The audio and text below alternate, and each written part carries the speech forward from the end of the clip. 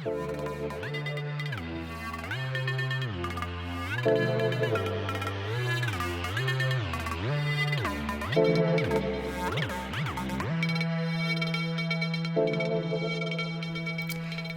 and welcome to Wrestling with Poetry, Kalamazoo, Michigan's foremost wrestling and poetry podcast. This is the week where we'll hear about Emily Dickinson. But now let's take a question. Dear Wrestling, do you ever take an interest in more formal genres of wrestling, such as Greco-Roman or freestyle? I admit that most of those genres are lost on me, relegated in my mind with high school gymnastics and Olympic sport.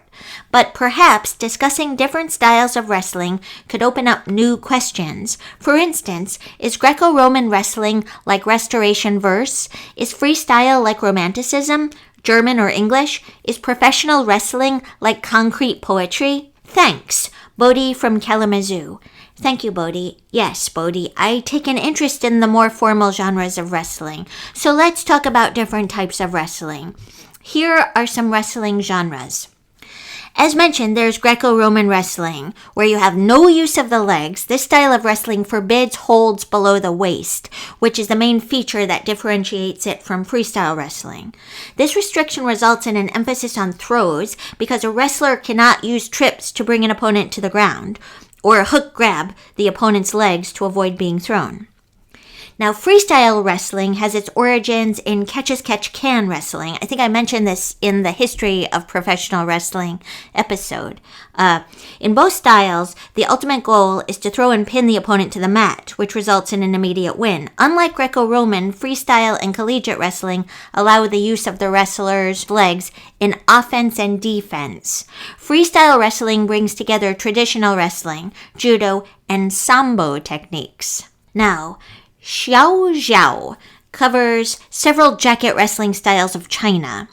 Xiao Zhao was developed from the ancient wrestling of the northern Tungus tribe, which is related to Mongolian wrestling, and the earliest Chinese term for wrestling was Zhao Di, horn butting, and it refers to an ancient style of military kung fu in which soldiers wore horned headgear in which they attempted to butt, throw, and defeat their enemies. There is a whole category of wrestling relegated to the folk. There's folk wrestling. For instance, Korash wrestlers. This is Central Asian wrestlers who use towels to hold their opponents, and their goal is to throw their opponents off their feet. There's Mongolian wrestling, which is called Bok, B-O-K-H. And in Bok, touching the ground with anything other than a foot results in defeat. It is considered the most important part of the Mongolian culture's three manly skills, this wrestling. The other two skills, just FYI, are horsemanship and archery. In Turkey, there's oil wrestling, which is a national sport. Unlike Olympic wrestling, oil wrestling matches may be won by achieving an effective hold of the kisbet. Kisbets are leather pants. Let's just say Schwingen wrestling from Switzerland. Wrestlers wear Schwingenhosen, wrestling breeches with belts that are used for taking holds. Throws and trips are common because the first person to pin his or her opponent's shoulders to the ground wins the bout. Shirum, the national sport of Korea, is a folk wrestling style and traditional national sport of Korea that began in the 4th century. In the modern form, each contestant wears a belt, a satpa, that wraps around the waist and the thigh. The competition employs a series of techniques which inflict little harm or injury to the opponent. Opponents lock on each other's belts, and one achieves victory by bringing any part of the opponent's body above the knee to the ground. Collar and elbow is a style of jacket wrestling native to Ireland. Historically, it has been practiced in regions of the world with large Irish diaspora populations, such as the United States and Australia. A wrestler turned inventor created a harness for the wrestlers to wear, but mostly just wear very durable jackets. Cornish wrestling. The goal is to throw one's opponent as flat as possible on their back. Each of the wrestlers wears a jacket of tough material. Grabbing of the opponent or your own arms, wrists, or fingers is forbidden. as well as holding anyone below the waist. All holds are to be taken on the jacket, although the flat of the hand is allowed to be used to push or deflect an opponent. No fending is permitted. No force on the throat is permitted. 3 sticklers watch and control each bout. The stickler is the referee. Cumberland and Westmoreland wrestling. Wrestlers stand chest to chest, grabbing each other around the body with their chins on their opponent's right shoulder. The right arm of each contestant is positioned under his opponent's left arm. The wrestlers attempt to unbalance their opponents or make them lose their hold, using methods such as lifting throws, twisting throws, and trips. If any part of the wrestler's body touches the ground aside from his feet, then he loses. Now, the Scottish backhold is very similar to Cumberland and Westmoreland wrestling, so I don't need to give you any facts about it. Non-folk traditions.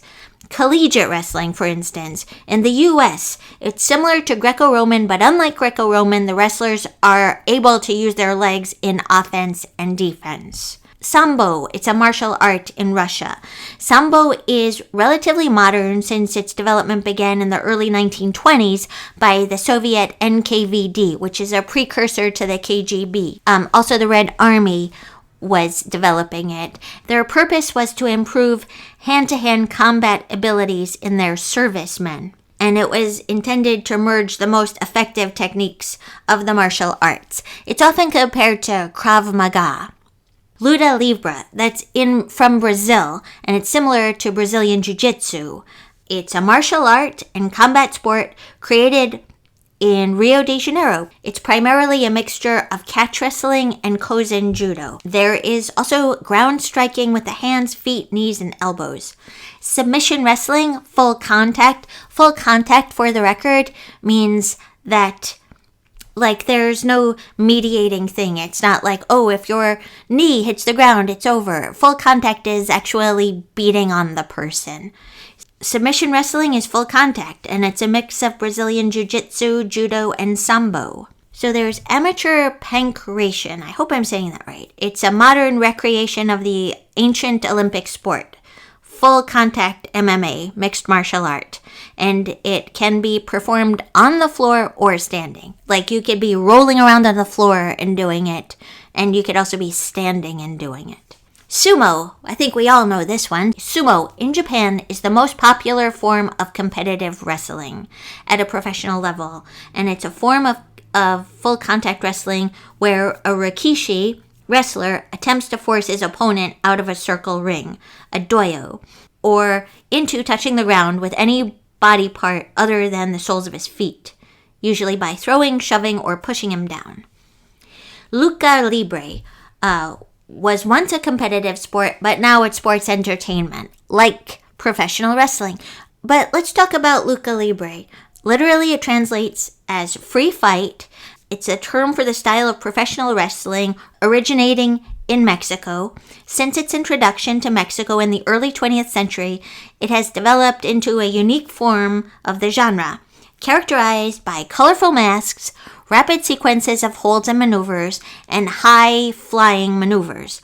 Those are your aerial moves, some of which have been adopted in the US, Japan, and elsewhere. Catch as Catch Can is a classical hybrid grappling style and combat sport. It was popularized by wrestlers of traveling fun fairs who developed their own submission holds or hooks into their wrestling to increase their effectiveness against their opponents. Catch wrestling derives from various different international styles of wrestling, several English styles, primarily Lancashire, as well as Cumberland and Westmoreland wrestling, Devonshire and Irish collar and elbow wrestling, and the training of some modern submission wrestlers, professional wrestlers, and mixed martial artists is founded in catch wrestling. So to answer your question, Bodhi, is Greco wrestling like Restoration verse? No. Greco-Roman, in my opinion, Greco-Roman wrestling is like an Italian sonnet. Is freestyle like Romanticism? No. Freestyle is like Lucha Libre. And that would be German. Okay, so is German, I would say German Romanticism is like Schwingen wrestling over there in Switzerland. And I would say English Romanticism is probably a lot like, collar and elbow wrestling? Yep, collar and elbow wrestling. Finally, is professional wrestling like concrete poetry? I'll just say yes, among other things. Okay, so Bodhi, thank you so much for that question. Your questions are like the hemoglobin of this podcast, and I appreciate your sending it. Now, FYI, my sources are Wikipedia, Evolve MMA, which is a website, and also certain of my personal impressions and what I've gleaned over the years about poetry. Emily Dickinson. Yes, we've made it to the Emily Dickinson segment. And why Emily Dickinson and why now? Emily Dickinson writes about wrestling more than a lot of people. Also, she's incredibly influential and interesting. I think what I like the most about her is her commitment to writing poetry for the future. She wrote it almost knowing that we'd need it. And here we are needing it. Who was Emily Dickinson? She was born on December 10th, 1830 in Amherst, Massachusetts. She attended Mount Holyoke Female Seminary in South Hadley for 1 year. Her father, Edward Dickinson, served in Congress for 1 term. Her brother, Austin, attended law school and became an attorney. Dickinson's younger sister, Lavinia, also lived at home. So Lavinia, Austin, and Emily were close. And she regularly put her poems in her letters to her friends, but she wasn't publicly recognized in her lifetime. The first volume of her work was published posthumously in 1890, and the last time was in 1955. She died in Amherst in 1886, and I got her bio details from the Academy of American Poets websites. So here are 3 poems by Emily Dickinson, and I'm taking these from the R.W. Franklin edition.